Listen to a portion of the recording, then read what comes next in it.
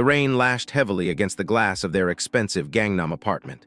Min-jun sat alone at the long, polished oak dining table. The clock on the wall ticked steadily. 11:30 at night. The elaborate meal he had spent 3 hours preparing, a spicy chicken stir-fry that was his wife So-yin's absolute favorite, was now a cold, congealed mess. Min-jun rubbed his tired eyes. He was a simple salaryman at a mid-sized logistics firm. His back constantly ached from leaning over a desk, and his face was pale from the lack of sunlight. He worked punishing overtime hours, taking on extra shifts and weekend duties just so So-yin could maintain the luxurious lifestyle she demanded. He bought her the designer bags she paraded on social media. He paid for her weekend trips to Jeju Island with her friends. He did all the cooking, the cleaning, the laundry, just so she would smile at him. But lately those smiles were rare, forced, and fleeting. The digital lock on the front door beeped, snapping Min-jun out of his thoughts. The heavy door swung open. So-yin stepped into the entryway, shaking her wet umbrella. She kicked off her heels and slipped into her indoor slippers. She looked stunning as always, but her makeup was slightly smudged, and she reeked of expensive red wine and a musky, masculine cologne that Min-jun did not own. "You are late," Min-jun said, his voice quiet, trying not to sound accusatory. So-yin sighed dramatically, rolling her eyes as she tossed her handbag onto the sofa. "I told you I was with Jae-hoon. We were finalizing that huge marketing campaign. Stop being so suffocating, Min-jun. It is incredibly pathetic when you act like a clingy child." Jae-hoon, the name felt like a sour taste in Min-jun's mouth. Jae-hoon was So-yin's supposed best friend from their university days. He was a wealthy heir to a real estate company, tall, athletic, and dripping with arrogant charm. Min-jun wanted to trust his wife. He desperately wanted to believe that they were just friends working on a project. But the poorly concealed purple mark on So-yin's neck, hidden clumsily beneath a silk scarf, told a completely different story. "I made your favorite," Min-jun offered, pointing to the cold dishes. "I already ate. Jae-hoon took me to that new omakase place in Cheongdam. Just throw it away, I am going to bed," she snapped, not even giving him a second glance as she walked into the master bedroom and slammed the door. Min-jun sat in the silent living room, listening to the rain, feeling entirely empty. A week passed. The tension in the apartment was thick enough to cut with a knife. But the final, shattering truth did not just knock on the door, it kicked it down. Min-jun had forgotten his work tablet at home. He needed a specific file for a presentation and managed to get off work 2 hours early to retrieve it. He walked up to his apartment, pressed his fingerprint against the digital lock, and stepped inside. The apartment was not empty. As he took off his shoes, he heard laughter coming from the bedroom. It was So-yin's laugh, but it sounded different. It was high, breathless, and flirtatious.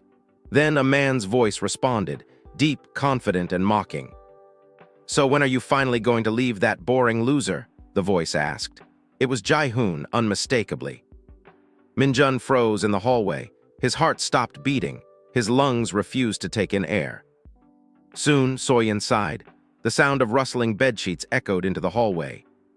"He is just so boring, Jae-hoon. All he does is work at that dead-end job, come home, and cook.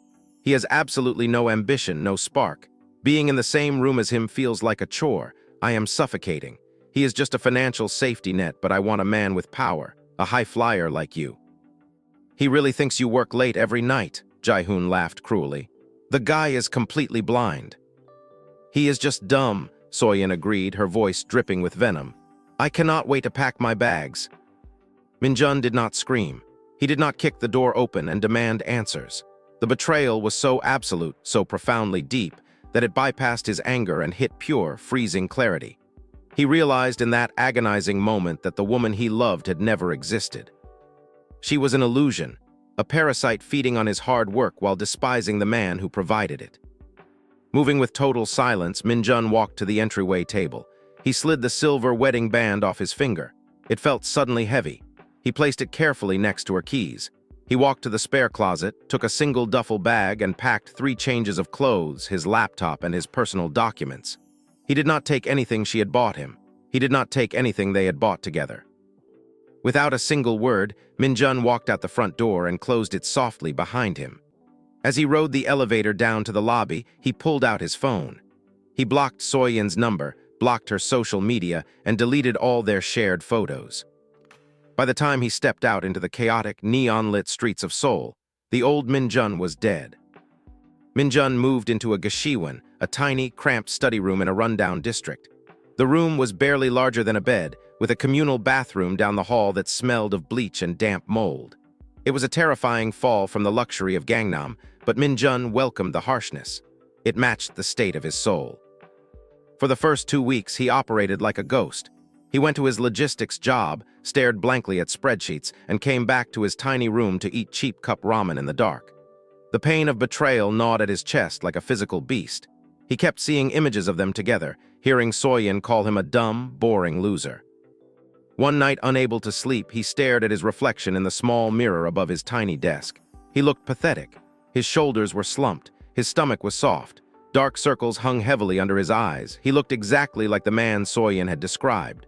A weak, ambitionless safety net. A sudden, violent spark of rage ignited in his chest. It was not a chaotic fire, but a cold, focused flame. He realized that sitting in the dark and feeling sorry for himself was exactly what they expected him to do. If he stayed broken, they won. "No more," Min-jun whispered to the empty room. He dropped to the narrow floor space between his bed and desk. He placed his hands flat against the cheap linoleum and pushed himself up. 1, his arms shook. 2, his breath hitched. 3, he collapsed. But he did not stay down. He got back up and did a 4th. That single, pathetic set of push-ups was the beginning of his rebirth. The next day, Min-jun canceled his expensive commuter pass and used the refunded money to sign up at a gritty, old-school boxing gym hidden in a basement 2 blocks from his gashiwon. It had no air conditioning, no fancy juice bar, just heavy bags, worn-out iron plates, and the heavy scent of sweat. His routine became militant. He woke up at 4 in the morning every single day. He ran 10 kilometers along the Han River before the sun even breached the horizon, pushing his lungs until they burned and his legs until they went numb. The physical agony was a welcome distraction. Every time he wanted to stop, he heard Jae-hoon's mocking laughter in his ears. He sprinted harder. After work, he spent 3 hours in the basement gym. He lifted weights until his hands were torn and calloused. He hit the heavy bag until his knuckles bled.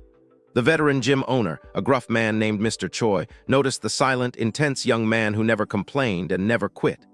Mr. Choi started correcting his form, teaching him how to throw a proper punch, how to plant his feet, how to generate power from his hips.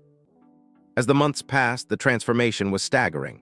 The soft, hunched salaryman slowly vanished. Min-jun's shoulders broadened dramatically, his chest filled out, and his jawline, previously hidden under a layer of stress weight, sharpened into a chiseled edge. He cut his hair short and styled it cleanly. The dull, defeated look in his eyes was replaced by a sharp, piercing intensity. He was not just rebuilding his body, he was rebuilding his mind. Every night, instead of crying over his past, he studied. He looked at the massive inefficiencies at the logistics firm where he worked. He saw how the outdated routing software cost the company millions in wasted fuel and time. He began writing code in the dead of night, fueled by black coffee and sheer spite. He was designing an artificial intelligence-driven delivery algorithm that would revolutionize the industry. He was going to build an empire, and he was going to build it on the ashes of his old life. Min-jun knew that a brilliant algorithm was nothing without capital. He had the code, he had the newly sculpted, imposing physical presence, but he was still a man living in a tiny gashiwon. He began pitching his AI-driven logistics system to venture capital firms in Seoul. He bought a single, well-fitted dark suit from a second-hand store. He walked into gleaming glass skyscrapers, facing rooms full of older, arrogant executives who looked at his resume, saw his low-level background, and laughed him out of the room. After his 14th rejection, Min-jun sat in a high-end cafe in Uedo, nursing a single black coffee he could barely afford. He was reviewing his pitch deck on his battered laptop when a voice interrupted him. "Your routing logic is flawless, but your monetization strategy is far too conservative." Min-jun looked up. Standing across from his table was a woman of striking elegance. She had sharp, intelligent eyes, sleek black hair cut in a sharp bob, and wore a tailored designer suit that screamed quiet power. Her name was Kang Hae-in. She was the youngest partner at Apex Capital, and she had been sitting at the table behind him, silently listening to his mumbled rehearsals.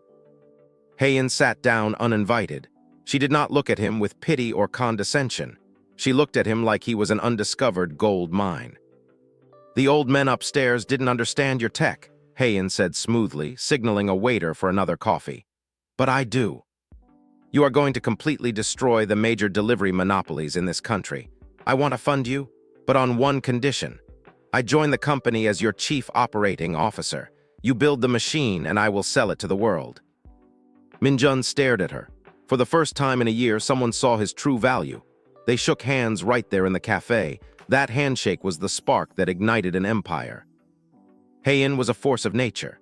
She moved Min-jun out of his terrible room and into a modern studio apartment near their new office. They worked side by side, 16 hours a day. But unlike his life with Soyeon, this was not a one-sided sacrifice. When Min-jun was exhausted from coding, Hayan would force him to rest and order him healthy food. When Hayan was stressed from negotiating with investors, Min-jun would brew her favorite tea and listen to her vent. They were a team, equals. Hayan admired his relentless work ethic, his quiet strength, and his newfound confidence. Min-jun was mesmerized by her brilliant mind, her fierce independence, and the gentle way she smiled only at him. Slowly, in the quiet hours of the night, surrounded by whiteboards and glowing screens, their professional respect blossomed into a deep, unshakable romance. Across town, in the glittering penthouse Soyeon had traded her soul for, the illusion of perfection was shattering. At first, life with Jae-hoon was a dream of endless champagne and designer shopping bags, but the novelty wore off quickly.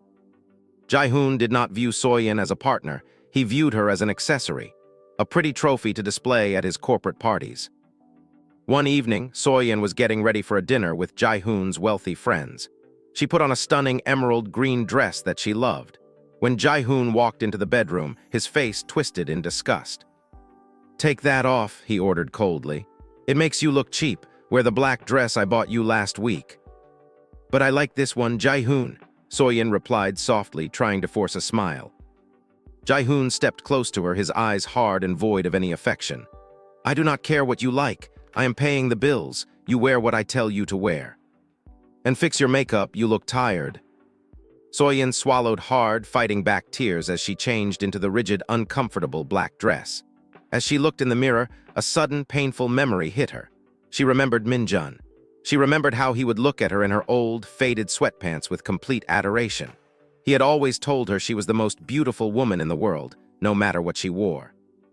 During the dinner, Jae-hoon ignored her completely, blatantly flirting with a young, attractive heiress across the table. When Soyeon tried to hold his hand under the table, he slapped her hand away as if she were an annoying insect. When they got home, Soyeon finally snapped. "Why do you treat me like this?" she cried out. "I left my husband for you." Jae-hoon laughed. It was the same cruel, mocking laugh that Min-jun had heard that fateful day. "Exactly, Soyeon. You cheated on a man who worshipped the ground you walked on just because I had a bigger bank account. You are a gold digger. Did you honestly think I would ever respect a woman who betrays her own husband? You are here for my entertainment. Do not ever confuse your place." Soyeon collapsed onto the cold marble floor, sobbing uncontrollably as Jae-hoon walked away to his study. The devastating truth crashed down on her. She had thrown away a diamond to pick up a shiny piece of broken glass. 2 years passed since Min-jun walked out of the apartment. His startup, now named Aegis Dynamics, had launched its app and violently disrupted the market. The company valuations skyrocketed into the hundreds of millions. Min-jun was featured on the cover of Forbes Korea, hailed as a visionary genius. The annual Seoul Technology and Innovation Gala was the most prestigious event of the year, held at the luxurious Shilla Hotel. The grand ballroom was dripping with crystal chandeliers and overflowing with the nation's elite. Jae-hoon dragged Soyeon to the event to network. Soyeon looked hollow. The constant emotional abuse had taken its toll. She looked thin, nervous, and entirely drained of the vibrant energy she once possessed. She stood silently by the champagne fountain, staring blankly at the floor while Jae-hoon schmoozed with politicians. Suddenly, a hush fell over the crowd near the grand entrance. The heavy double doors opened, and a flurry of camera flashes erupted. Soyeon looked up, her heart stopping dead in her chest. Walking down the crimson carpet was a man she barely recognized, yet knew intimately. It was Min-jun. But he was no longer the hunched, tired salaryman she had discarded. He looked like a god walking among mortals. He wore a custom-tailored midnight blue tuxedo that perfectly accentuated his broad, muscular frame. His posture was commanding, his jawline sharp enough to cut glass, and his eyes radiated a terrifying, cold authority. But what completely shattered Soyin's mind was the woman on his arm. Kang Hae-in was a vision of absolute perfection in a sweeping red gown. She looked powerful, intelligent, and breathtakingly beautiful. Min-jun looked down at Hae-in, and a warm, genuine smile broke across his face. It was the smile he used to give Soyin. He gently placed his hand on the small of Hae-in's back, a gesture of absolute protection and profound love. Soyin felt the air get sucked out of her lungs. The crystal champagne flute slipped from her trembling fingers and shattered against the marble floor. The sharp sound drew attention, and for a brief, agonizing second, Min-jun's eyes met hers. Soyin expected to see anger. She expected to see sadness. But what she saw in Min-jun's eyes was so much worse. She saw nothing, absolute, complete indifference. He looked at her as if she were a piece of trash on the sidewalk, entirely beneath his notice. He smoothly looked away, whispering something into Hae-in's ear that made the beautiful CEO laugh out loud, and they continued walking past the sea of reporters. Soyin lost her mind. The regret was a physical agony tearing her apart from the inside. Trembling uncontrollably, completely ignoring Jae-hoon's angry demands to know what was wrong, she pushed her way through the crowd, desperate to get to him. She had to speak to him. She had to beg. She had to make him remember her. Soyin pushed desperately through the sea of elegant bodies, ignoring the annoyed glares of billionaires and politicians. Her breathing was ragged, her chest heaving with panic. She finally broke through the inner circle of people surrounding Min-jun and Hae-in near the center of the ballroom. "Min-jun," she choked out, her voice was trembling, thick with desperate tears. "Oppa, please." Min-jun stopped mid-sentence. He slowly turned his head to face her. Soyin searched his eyes, praying to find a glimmer of the man who used to make her breakfast, praying for a spark of anger or sadness or anything that meant he still cared. But his expression did not change. It was a blank, freezing wall of ice. "Excuse me," Min-jun said. His voice was deep, smooth, and entirely devoid of emotion. "Do I know you?" Soyin let out a pathetic, ugly sob. The crowd around them went dead silent. "It is me, Soyin. Your wife, please, I made a mistake, a terrible, stupid mistake. I miss you so much. Jae-hoon is a monster, he treats me terribly. I want to come home, I want our life back." Before Min-jun could even open his mouth, Hae-in stepped forward slightly. She did not look angry or threatened. She looked mildly amused, like a queen observing a peasant throwing a tantrum in her royal court. "Miss," Hae-in said, her tone perfectly polite but laced with razor-sharp steel. "Mr. Park is an extremely busy man. If you are looking for financial charity, I suggest you speak to the director of our corporate foundation. Now, please step aside. You are making a scene and interrupting our evening." Soyin glared at Hae-in, pure, toxic jealousy burning in her veins. "Shut up. You know nothing about us. He loved me. He did everything for me. I was his entire world." "You were," Min-jun finally spoke. The heavy, commanding timbre of his voice silenced the entire immediate area. People were pulling out their phones to record. "I gave you my heart, my time, my youth, and my dignity, and you threw it in the trash for a shiny watch and a sports car. The man who loved you died in a tiny, freezing study room 2 years ago. I'm the man who crawled out of that grave, and you mean absolutely nothing to me."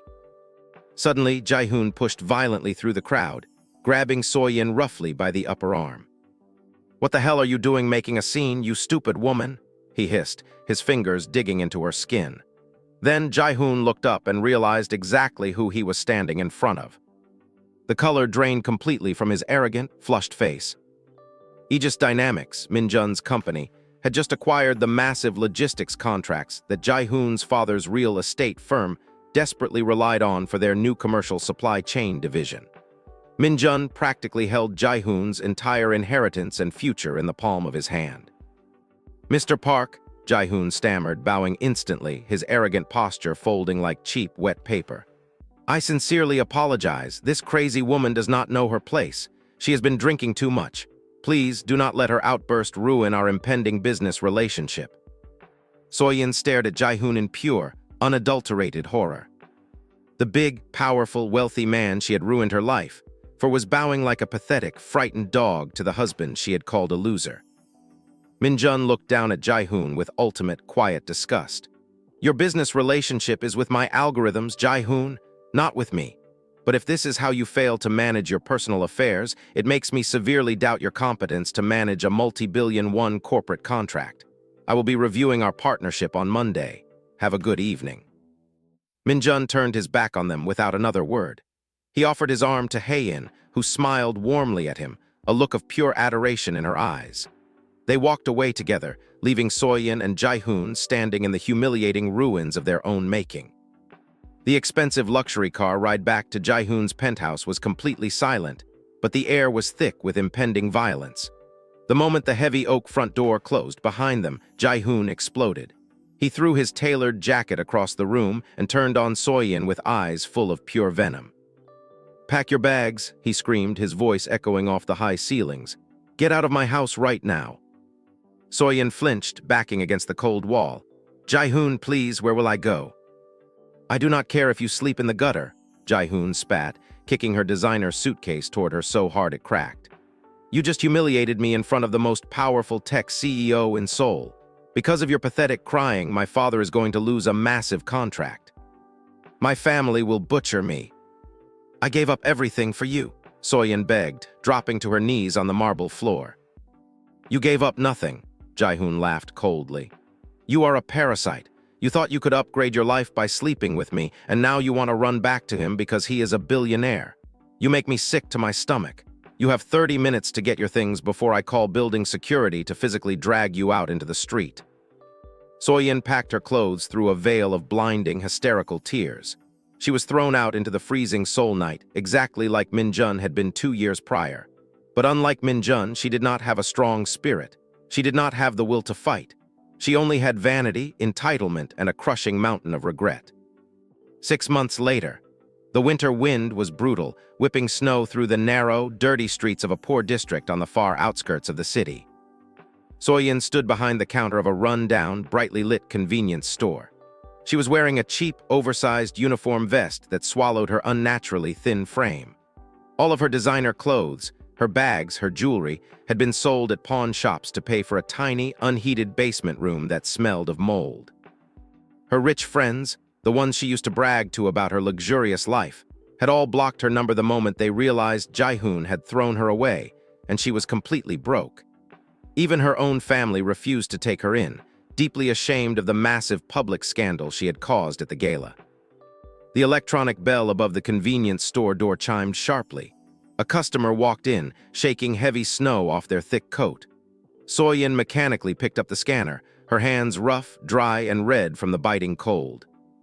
As the customer paid, Soyeon glanced up at the small, dusty television mounted in the corner of the ceiling.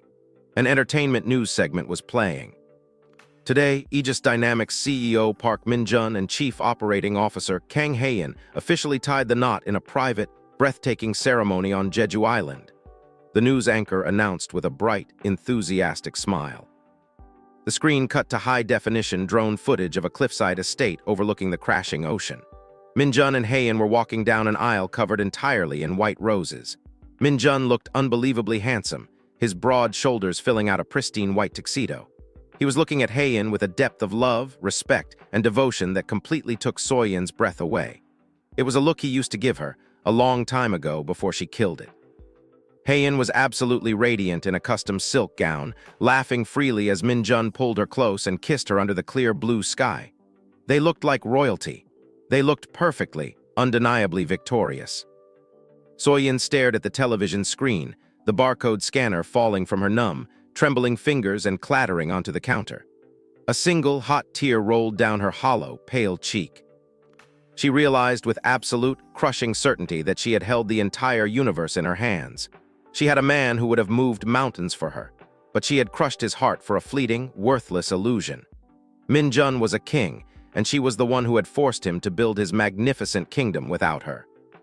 And now she would spend the rest of her miserable, lonely life watching him rule the world from the cold, dark shadows, haunted forever by the ghost of the man she threw away. Soyeon was not the only one paying the ultimate price for her treachery. Across the city, the arrogant empire that Jae-hoon had inherited was slowly and methodically being dismantled. Min-jun was not a man who sought petty, violent revenge. He did not need to hire thugs or break windows. He wielded a weapon far more devastating. he wielded absolute corporate power. On the Monday following the disastrous gala, Min-jun sat in the sprawling, glass-walled boardroom of Aegis Dynamics. Hae-in sat to his right, reviewing a tablet with cold, calculated precision. Across from them sat Jae-hoon and his father, Chairman Choi, the aging patriarch of their massive real estate development firm. Chairman Choi was sweating profusely, his expensive suit suddenly looking a size too big. Jae-hoon sat next to his father, looking completely terrified. He kept his eyes glued to the mahogany table, unable to even look at Min-jun.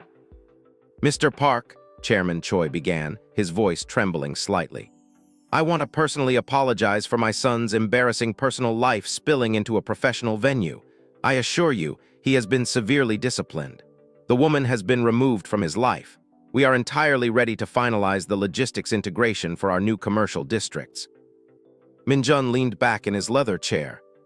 He steepled his fingers, staring at the old man with eyes devoid of any warmth. "Chairman Choi," Min-jun said, his deep voice echoing in the large room, "Aegis Dynamics builds its infrastructure on reliability, precision, and trust. Our algorithms predict failure before it happens. When I look at your son, who is slated to be the executive director of this joint supply chain venture, my algorithms predict a catastrophic failure of character, judgment, and loyalty." Jae-hoon swallowed hard, his face turning an ash gray. "Therefore," Min-jun continued, sliding a thick legal folder across the table, "Aegis Dynamics is officially withdrawing from the partnership. The contract is voided. We will not be providing the logistical framework for your new commercial districts." Chairman Choi slammed his hands on the table, standing up in absolute panic. "You cannot do this. We have already broken ground. We have fired our previous legacy contractors to make room for your system. If you pull out now, our entire supply chain will collapse. We will bleed billions of won in delay penalties. You will ruin us over a personal vendetta." "It is not a vendetta," Hae-in interjected smoothly, her voice slicing through the old man's panic like a scalpel. "It is a basic risk assessment. Your son is a liability. Your company's infrastructure is now dangerously exposed. Good luck finding a replacement system in time, Chairman."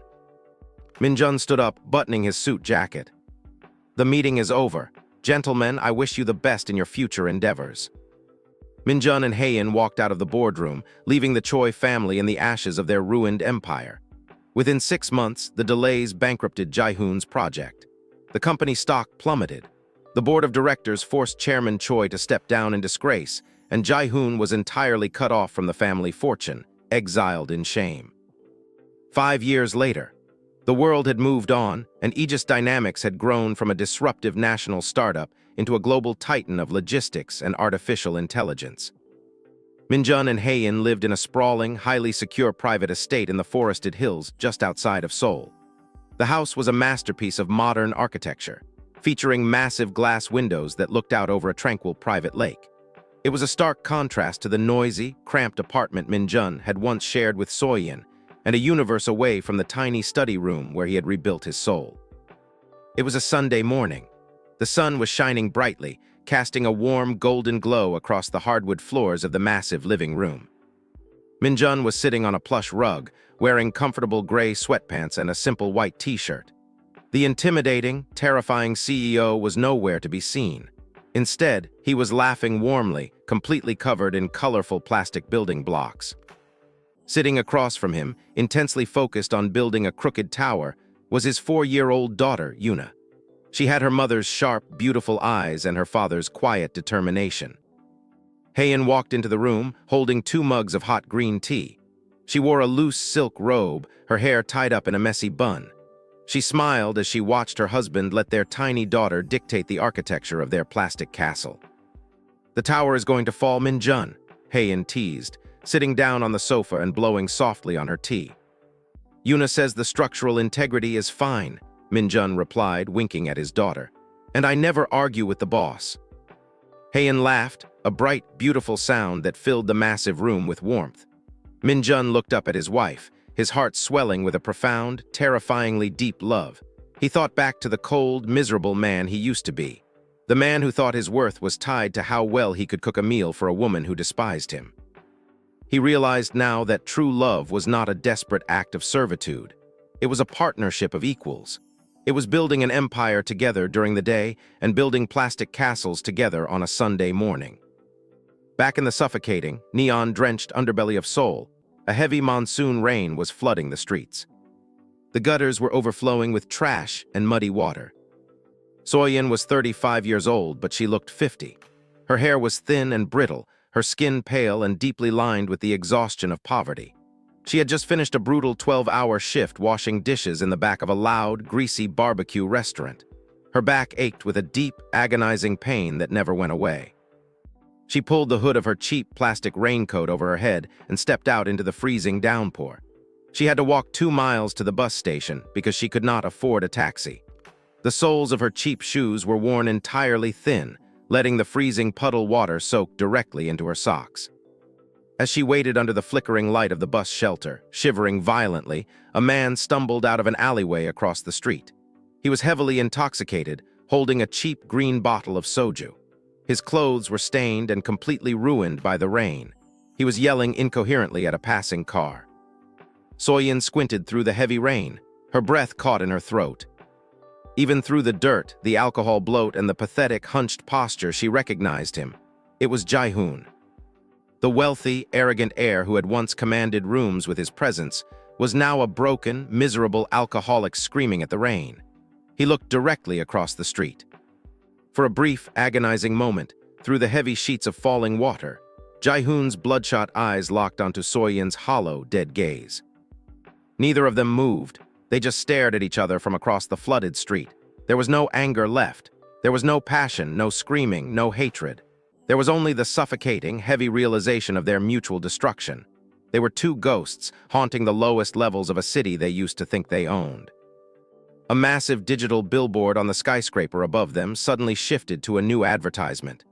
The bright, high-definition light cut through the gloomy rain. It was a commercial for Aegis Dynamics' new global initiative. The camera panned across a sleek, futuristic logistics center and then focused on the CEO.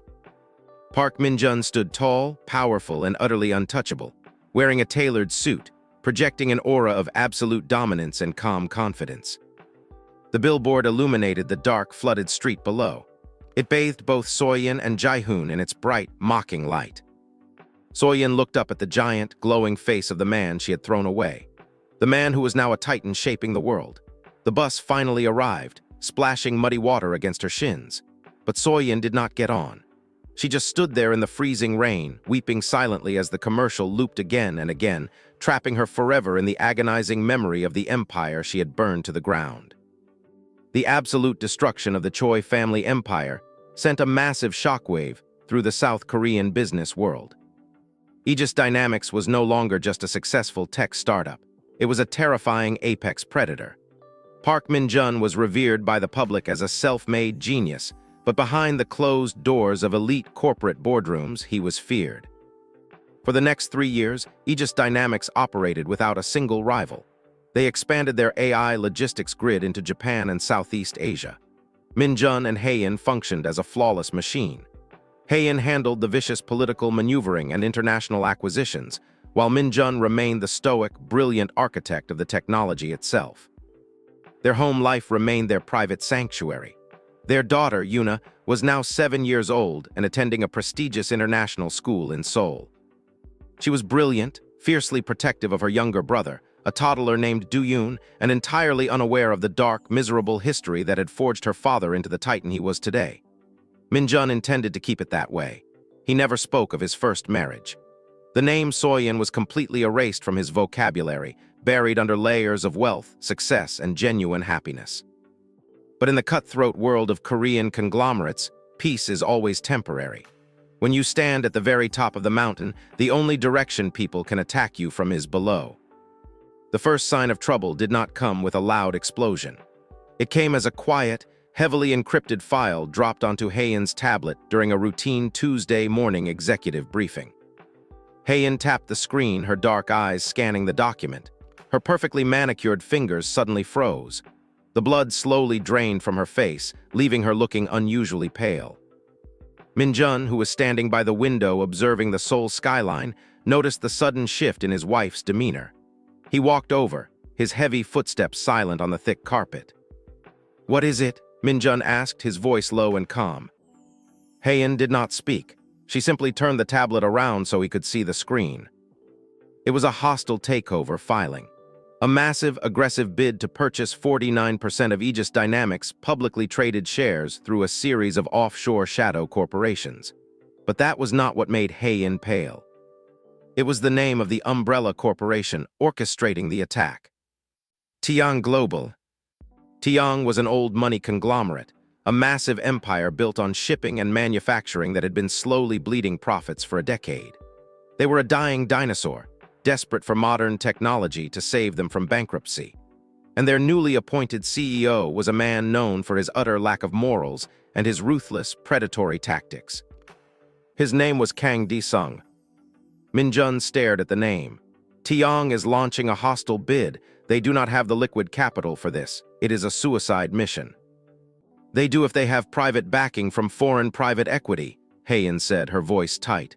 She stood up, pacing the length of the boardroom. Di-sung is not just attacking our company, Min-jun. He is attacking me. Min-jun frowned, his protective instincts instantly flaring to life. Explain. Hae-in stopped pacing and looked at him, her eyes dark with a mixture of anger and old, buried pain. Kang Di-sung is my older half-brother. He was banished from the family 10 years ago for embezzling company funds. He despises me. He despises the fact that I built my own empire instead of begging for a place in his. And he knows exactly how to hurt us.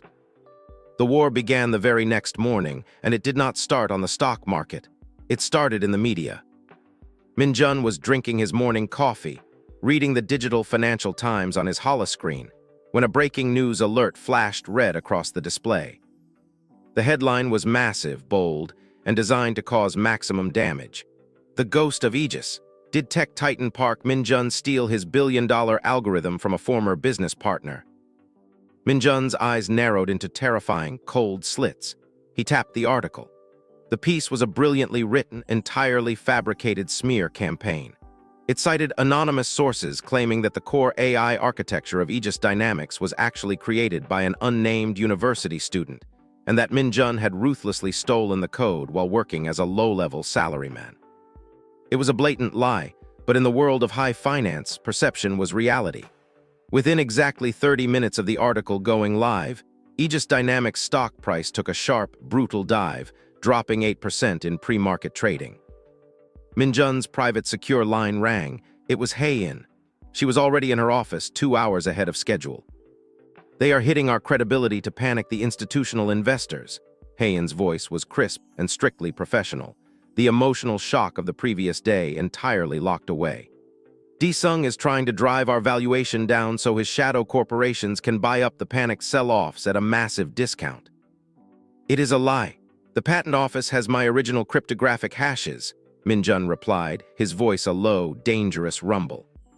The public does not care about cryptographic hashes, Min-jun. They care about drama, Hae-in snapped, the stress bleeding into her tone. We need to issue a massive defamation lawsuit by noon. We need to publicly execute the journalist who published this trash. No, Min-jun said quietly. Hae-in paused. No, Min-jun, if we let this sit for even 24 hours, the board of directors will demand an internal investigation. It will paralyze our operations. A lawsuit is exactly what Di-sung wants, Min-jun explained, his mind calculating 1,000 moves ahead, just like his algorithms. He wants us on the defensive. He wants us screaming that we are innocent in court while he quietly buys our shares in the background. We do not fight the lie. We destroy the platform. Min-jun walked to his private closet and pulled out a bespoke, pitch-black suit. The comfortable, laughing father from the weekend was gone. The ruthless king of logistics had returned to the battlefield.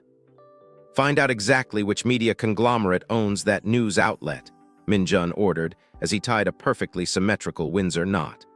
Then, reroute every single one of our autonomous delivery drones in the Seoul metropolitan area.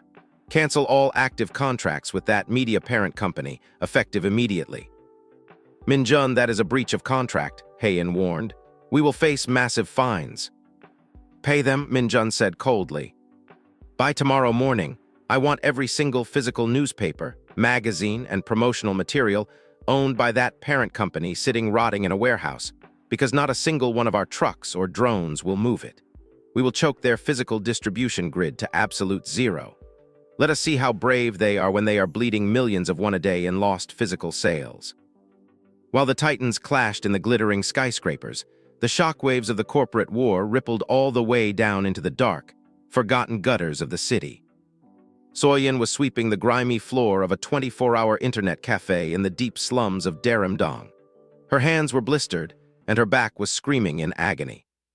She lived off instant noodles and slept on a thin mat in a room shared with 3 other desperate women. As she aggressively swept cigarette butts into a plastic dustpan, a news broadcast played on the main overhead monitor. It was covering the explosive scandal hitting Aegis Dynamics. Soyeon stopped sweeping. She stared at the screen as pictures of Min-jun flashed by. They were showing his face next to bold graphics claiming he was a fraud and a thief. A dark, twisted feeling began to bubble in Soyeon's chest. It was a toxic mixture of long-buried resentment and a pathetic, desperate spark of hope. She knew the truth. She knew Min-jun had coded that algorithm himself, staying up until 3 in the morning in their apartment and later in that miserable study room. She knew he was not a thief. But as she stared at the screen, a new thought infected her mind. Kang Di-sung, the man attacking Min-jun, was wealthy. He was powerful, and he was clearly looking for any ammunition he could find to destroy Park Min-jun. Soyeon looked down at her blistered hands and her ruined, filthy clothes. She had nothing left to lose. She was a ghost, but she was a ghost who knew every single intimate detail of Park Min-jun's past. She knew his insecurities, his early failures, and the exact timeline of his life before he became a god. If she could not have his love, and she could not have his money, maybe she could sell his history to the man trying to ruin him. Soyeon dropped the broom. She walked over to one of the empty computer terminals, sat down in the stained leather chair, and opened a secure browser. Her fingers, trembling with adrenaline and pure, unadulterated desperation, began to type a message to the Public Relations Department of Tiong Global. The subject line was simple, but she knew it would act like a bomb. Subject: Park Min-jun, I am his first wife. I have the truth you are looking for. Less than 2 hours after hitting send, Soyeon received a reply. It was not an email. It was a massive, pitch-black luxury sedan pulling up directly in front of the filthy internet cafe. 2 massive men in tailored suits stepped out, their heavy boots splashing in the muddy puddles. They walked inside, completely ignoring the terrified stares of the patrons, and approached Soyeon. "Miss Soyeon," the taller man said, his voice void of any emotion. "Chairman Kang Di-sung would like to have a word with you. Please come with us." Soyeon did not hesitate. She dropped her dirty cleaning rag on the floor and walked out into the rain. The interior of the car smelled of rich leather and expensive cologne, a scent that violently dragged her back to her days with Jae-hoon. But she pushed the memory down. She was taken to a private, heavily guarded estate in the mountains overlooking Seoul. She was ushered into a massive, dimly lit office. Sitting behind a desk carved from a single slab of black marble was Kang Di-sung. He had the same sharp facial structure as Hae-in, but his eyes were completely dead, lacking any of the warmth or brilliance his half-sister possessed. He looked at Soyeon the way a scientist looks at a rat in a maze. "Sit," Di-sung commanded, not offering a greeting. Soyeon sat in the plush leather chair, acutely aware of how badly she smelled of cheap soap and grease. "Your email claimed you were Park Min-jun's first wife," Di-sung said, steepling his fingers. "My private investigators confirmed it. You left him for a real estate heir, got thrown out on the street, and now you scrub toilets for minimum wage. You are a pathetic, greedy woman, but right now you are a highly useful, pathetic woman." Soyeon swallowed her pride. She had none left anyway. "I know him. I know his mind. I was there when he started writing the code." "I do not care about the code," Di-sung interrupted coldly. "I care about the narrative. Min-jun's entire brand is built on the image of the perfect, honorable, self-made family man. It makes his investors trust him implicitly. I need to shatter that trust into 1,000,000 pieces. If the public thinks he is a monster, the institutional investors will panic and dump their shares. Then I will buy his company for pennies." Di-sung leaned forward, his dead eyes locking onto hers. "I am going to put you on national television. You are going to cry. You are going to tell the world that Min-jun was a violent, abusive husband. You will say he locked you in your apartment, forced you to work 3 jobs to fund his gambling addiction, and then stole your family's savings to start his company before throwing you out on the street to marry my rich half-sister. Soyeon stared at him, her heart pounding. It was a complete, absolute lie. It was the exact opposite of reality. Min-jun had never raised his voice, let alone a hand to her. "If I do this," Soyeon whispered, her voice trembling, "what do I get?" Di-sung smiled, a thin, cruel curving of his lips. "I will give you 2 billion won in an offshore account and a luxury condo in Busan. You will never have to wash another dish for the rest of your life. But if you fail, or if you tell anyone about this meeting, I will make sure you disappear into a deep hole in the ocean. Do we have a deal?" Soyeon looked down at her blistered, ruined hands. She thought about the freezing rain. She thought about Min-jun's face on the billboard, looking like a god while she rotted in the gutter. "We have a deal," Soyeon said. She had just signed away the very last shred of her humanity. Min-jun's strategy of choking the physical distribution lines of the media conglomerate was working flawlessly. The parent company was bleeding millions, and their board of directors was already begging for a settlement. But Kang Di-sung was not a man who relied on traditional warfare. He pivoted instantly. 2 days later, at 8 in the evening, prime time for Korean viewership, an independent, highly popular investigative journalism livestream went live on every major video platform. The channel was known for avoiding corporate censorship and had millions of rabid, loyal followers. Min-jun was in his home office, putting his son Do-yoon to sleep in his crib when his secure line violently buzzed. It was Hae-in. "Turn on the monitor, channel 4. Now," she said, her voice shaking with an uncharacteristic rage. Min-jun gently kissed his sleeping son's forehead, walked out of the nursery, and tapped the holoscreen in the hallway. There, sitting under bright studio lights, looking tragic, fragile, and utterly heartbroken, was Soyeon. Di-sung had paid for professional stylists. Her hair was perfectly done to look slightly disheveled, her makeup expertly applied to make her look pale and sickly, hiding the actual ravages of poverty. She looked like a battered angel. "He was a monster," Soyeon sobbed on the live stream, burying her face in her hands. The host of the show, a man paid off heavily by Di-sung, handed her a tissue with dramatic sympathy. "Park Min-jun locked me in our apartment. He beat me if I spoke to other men. He forced me to take out illegal loans in my name to fund his tech projects. And when he finally got the funding from Kang Hae-in, he threw me out onto the street with nothing. He stole my youth, my money, and my sanity." The live chat next to the video feed was moving at lightning speed. Millions of viewers were exploding with pure, unadulterated outrage.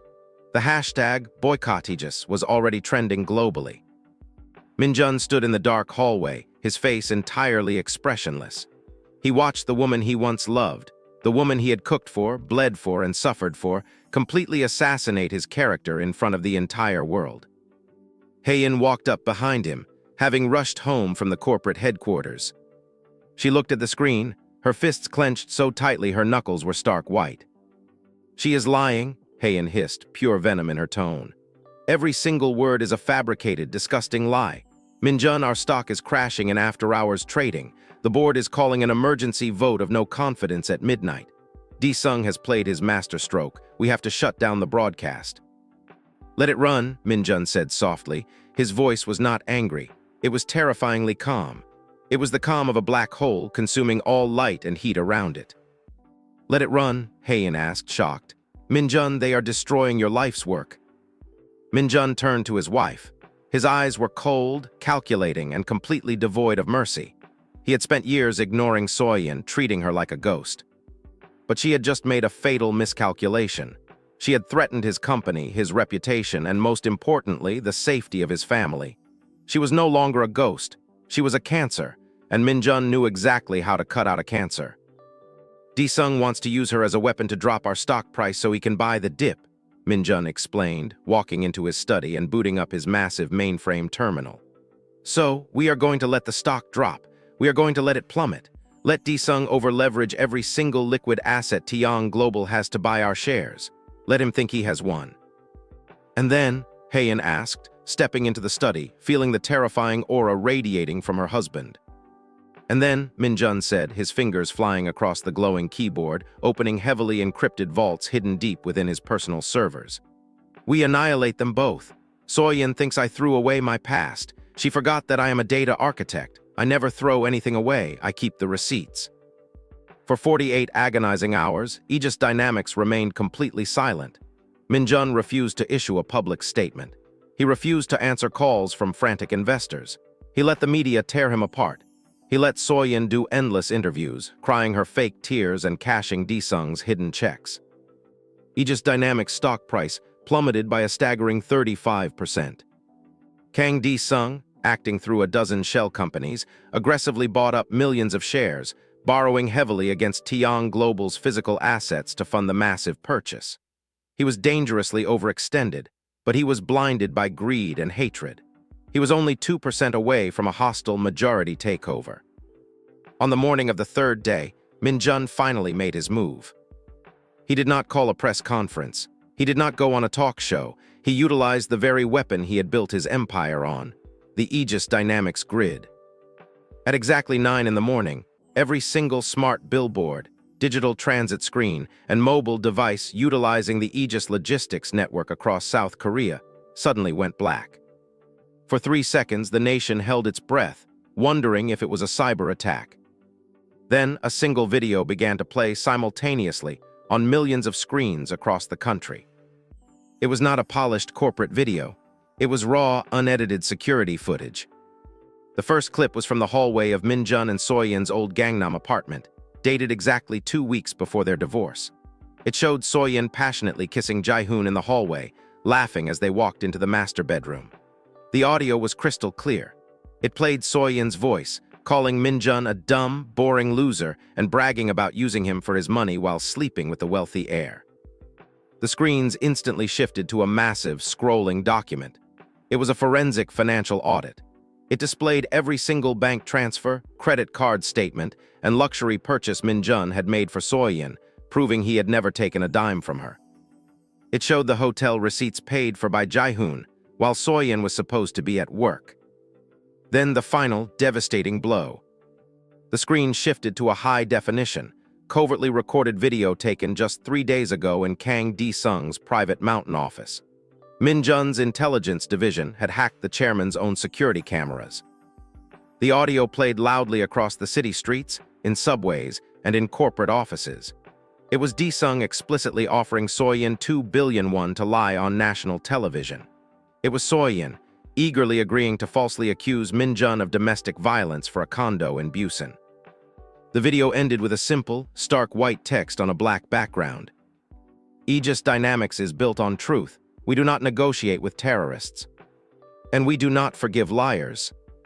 The fallout was apocalyptic. The entire nation recoiled in absolute disgust. The public outrage that had been directed at Min-jun snapped back like a violently released rubber band, aiming directly at Soyeon and Kang Daesung. The internet exploded. The live-stream journalist who had hosted Soyeon issued a tearful, panicked apology and shut down his channel. But the real slaughter happened on the stock market. Within 10 minutes of the broadcast, Tiong Global's stock went into a catastrophic freefall. The revelation that their chairman was engaging in blatant corporate espionage, bribery, and defamation caused institutional investors to flee in absolute terror. Kang Daesung had borrowed billions against his company to buy Aegis stock. But the moment the truth dropped, Min-jun initiated a massive, pre-planned stock buyback program using offshore reserves he had hidden for exactly this scenario. Aegis Dynamics' stock price skyrocketed back to its original value, and then shot 20% higher, fueled by public sympathy and awe at Min-jun's ruthless brilliance. Daesung was caught in a lethal financial trap. His own company's stock was worthless, and he could not sell his Aegis shares fast enough to cover his massive loans. By the time the market closed at 3 in the afternoon, Tiong Global, a 70-year-old empire, was officially bankrupt. Kang Daesung was arrested by federal prosecutors the next morning on charges of stock manipulation, fraud, and extortion. As he was led out of his mansion in handcuffs, surrounded by screaming reporters, Haein stood across the street, wearing a sleek black trench coat. She watched her half-brother get shoved into a police car, her face a mask of absolute, freezing triumph. She had finally buried the ghost of her abusive family. Soyeon did not get the 2 billion won. She did not get the luxury condo in Busan. She was currently sitting in a small, windowless interrogation room at the Seoul Metropolitan Police Agency. She was facing charges of severe criminal defamation, perjury, and conspiracy to commit corporate fraud. The penalties carried a mandatory prison sentence of at least 5 years. She wore a cheap gray prison jumpsuit. Her perfectly styled hair from the broadcast was now a greasy, tangled mess. She stared blankly at the metal table, entirely broken. The heavy steel door clicked open. Soyeon slowly raised her head, expecting her overworked, state-appointed lawyer. Instead, Park Min-jun walked into the room. He wore a beautifully tailored, charcoal gray suit. He looked impossibly tall, untouchable, and completely detached from the miserable reality of the interrogation room. He sat down slowly across from her. For a long time, neither of them spoke. The heavy silence pressed down on Soyeon's chest until she felt like she could not breathe. "Why are you here?" Soyeon whispered, her voice cracking. "Are you here to gloat, to laugh at me?" Min-jun looked at her. There was no hatred in his eyes. There was no anger, no vengeance, and no triumph. There was only a profound, heavy pity. "I am not here to gloat, Soyeon," Min-jun said, his deep voice quiet in the small room. "I am here because I needed to see it for myself. I needed to see the absolute end of the illusion." Soyeon began to cry, ugly, desperate tears spilling down her pale cheeks. "I am sorry. I am so sorry, Min-jun. I was jealous. I was starving. Di-sung manipulated me. He forced me to do it." "No one forced you," Min-jun corrected her gently but firmly. "You made a choice. Just like you made a choice to bring Jae-hoon into our home. Just like you made a choice to call me a loser. You have always chosen the easy, selfish path, and you expected the world to shield you from the consequences." Soyeon reached out, her trembling fingers trying to grab his hand across the table. Min-jun calmly pulled his hand back, resting it on his lap. The rejection was small, but it cut deeper than any knife. "I loved you," Soyeon choked out, desperate to cling to any fragment of the past.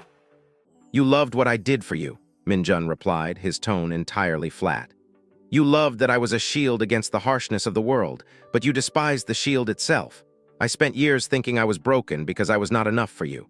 But the truth is, you were a bottomless pit. No amount of love, money, or sacrifice would have ever filled you." Min-jun stood up.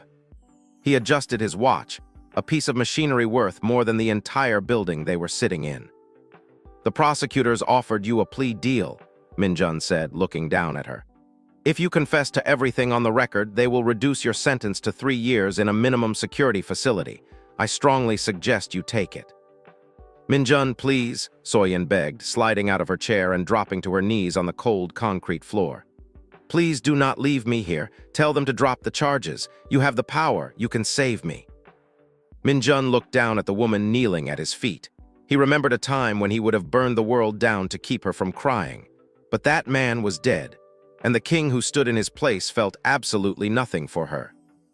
"I am a logistics architect, Soyeon," Min-jun said softly, walking toward the heavy steel door. "I build systems for the future. I do not carry dead weight from the past." He knocked twice on the door. The guard opened it immediately. Min-jun stepped out into the brightly lit hallway and walked away, the sound of his confident, heavy footsteps echoing down the corridor. He never looked back. Soyeon was left alone in the windowless room, curled in a tight ball on the concrete floor, sobbing into the silence. She had finally realized the absolute, terrifying truth. She was not the tragic heroine of a romance story. She was the villain of a tragedy she wrote herself, and now the curtain had finally fallen. Thank you so much for watching. If you enjoyed this Manhwa story, don't forget to like, subscribe, and turn on notifications so you never miss the next chapter. Let me know in the comments what you thought of the story and which Manhwa you'd like to see next. Until next time, take care and keep enjoying great stories. Thanks for watching.